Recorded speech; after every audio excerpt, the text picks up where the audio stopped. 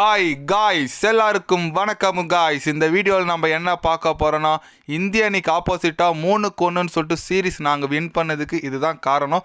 அது மட்டும் இல்லாமல் ரோஹித் சர்மா, விராட் கோலிக்கு நான் நன்றி தெரிவிச்சுக்கிறேன். இவங்களால தான் நான் இந்த சீரீஸை வெற்றி பெற்றோம் அப்படின்னு சொல்லிட்டு, வெற்றி பெற்றதுக்கு அப்புறம் பார்த்தீங்கன்னா ஆஸ்திரேலிய அணியின் கேப்டன் பேட் கமின்ஸ் இந்த போட்டி குறித்தும் வெற்றி குறித்தும் சில பல கருத்துக்கள் பேசியிருக்காரு. அவர் என்ன பேசினார், ஏது பேசினார் சொல்லிட்டு வீடியோவில் டீட்டெயில்டாக பார்க்கலாம்.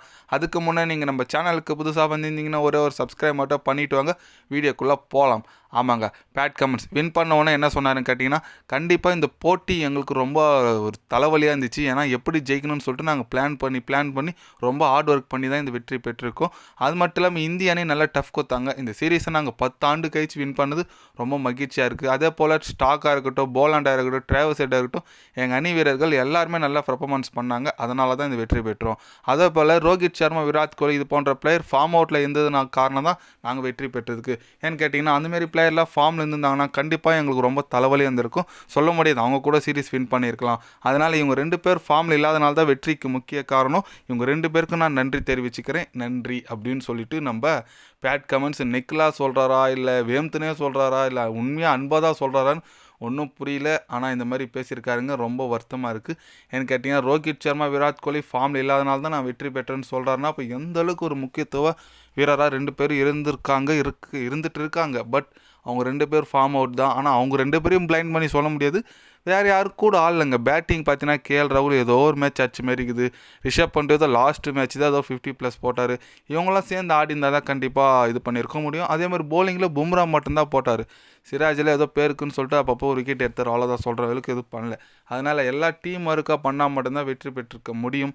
அதனால் இந்திய அணி பார்த்தீங்கன்னா ஒரு படு தோல்வி அடைஞ்சிட்டாங்க. ஆஸ்திரேலிய அணிக்கு ஆப்போசிட்டாக 3-1 சொல்லிட்டு சீரீஸை விட்டாங்க. பார்டர் கவாஸ்கர் ட்ராஃபி தொடர் 10 ஆண்டுக்கு அப்புறம் கையில் தூக்கி கொடுத்துட்டாங்க. இந்த ஐசிசி டெஸ்ட் சாம்பியன்ஷிப் ஃபைனல் போகிறதுக்கான வாய்ப்பு இழந்துட்டாங்க. எல்லாமே முடிஞ்சு போச்சு. இதுக்கு மேலே பார்த்தீங்கன்னா ஜனவரி மாதம் தான் 22ஆம் தேதி நம்ம இங்கிலாந்துக்கு இங்கே வராங்க T20 விளையாடுறதுக்கு.